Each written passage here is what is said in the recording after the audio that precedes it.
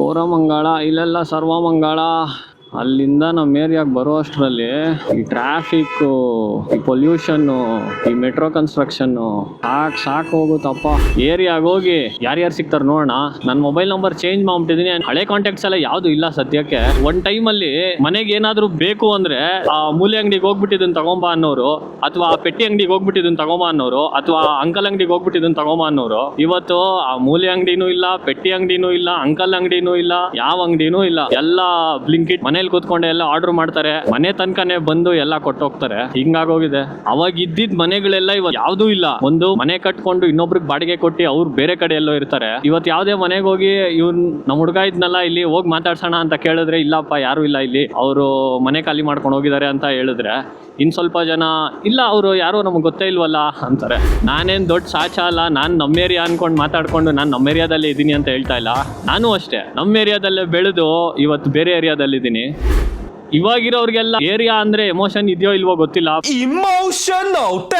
But ನಮ್ ಕಾಲದಲ್ಲಿ ನಮ್ಗೆ ಏರಿಯಾ ಅನ್ನೋದು ಒಂದು ಎಮೋಷನ್. ಆಲ್ಮೋಸ್ಟ್ ಅಲ್ಲಿ ಶುಕ್ರವಾರ ಆದ್ರೆ ಎಲ್ಲ ಬನಶಂಕರಿ ದೇವಸ್ಥಾನಕ್ಕೆ ಬರ್ತಾ ಇದ್ವಿ.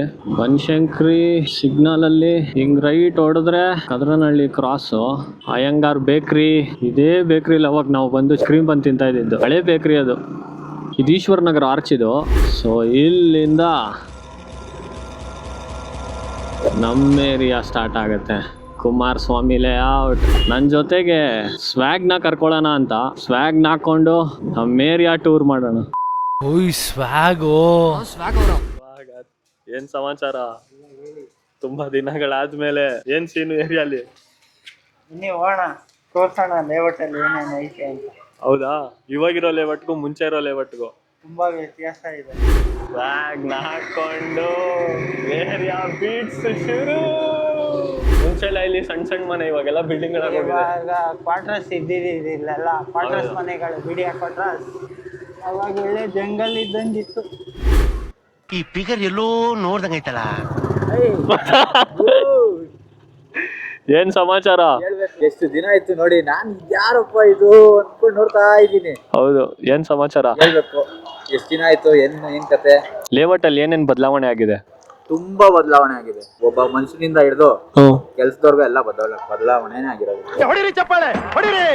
ಹೊಸ ಲೇಔಟ್ಗಿಂತ ಹಳೆ ಲೇಔಟ್ ತುಂಬಾ ಚೆನ್ನಾಗಿತ್ತು. ಇವಾಗೆಲ್ಲ ಬರೀ ಕಲ್ಬೆರಕೆ ಹುಡುಗರುಗಳು, ಅದು ಬಿಟ್ರೆ ಇನ್ನೇನು ಇಲ್ಲ. ಇವಾಗ ಲೇಔಟ್ ತುಂಬಾ ಇಂಪ್ರೂವ್. ನಮ್ಮ ಹಳೆಯಲ್ಲಿ ತಲೆ ಸಿಕ್ಕಿದ್ದಾರೆ ಲೆಜೆಂಡ್. ನಮ್ ಲೇಔಟ್ ಲೆಜೆಂಡ್ ವಸಿ ಡಬಲ್ ಮಾಡ್ರು ಅವ್ರ ಬಾಯಿಂದಾನೇ ಬಂದ್ಬಿಡ್ತು. ಡಬಲ್ ಮಾಡ್ರು ಕೇಸೋರವ್ರು. ಜಾಸ್ತಿ ಅವ್ರ ಬಗ್ಗೆ ರಿವೀಲ್ ಮಾಡೋದು ಬೇಡ ಗೈಸ್. ಅವ್ರ ಬಾಯಿ ಸತೆ ಅಡ್ಡ ಹೊಡ್ಕೊಂಡವ್ರೆ. ಇವತ್ತು ಕೆಟ್ಟಡೇದು ಇನ್ನಷ್ಟು ಶುರು ಆಗಿಲ್ಲ. ಒಳ್ಳೇದ್ ಮಾಡಿ ಇನ್ನೊಬ್ರು ಕೆಟ್ಟದ್ ಮಾಡಕ್ ಹೋಗ್ಬೇಡ್ರಿ. ಇವಾಗಿನ ಹುಡುಗರು ಬರೀ ಕೆಟ್ಟದೇ ಮಾಡ್ತಾರೆ. ಅವಾಗೆಲ್ಲ ಹೆಂಗ್ ಇಟ್ಟಾಡ್ತಾ ಇದ್ವಿ ಪಾರ್ಕ್ ಅಲ್ಲಿ.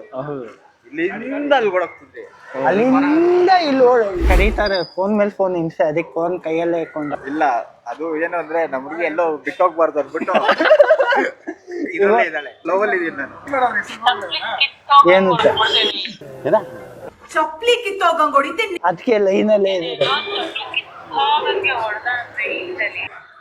ನಮ್ ಲವ್ ಸ್ಟೋರಿ ವ್ಲಾಗ್ ಅಲ್ಲಿ ಬರುತ್ತೆ.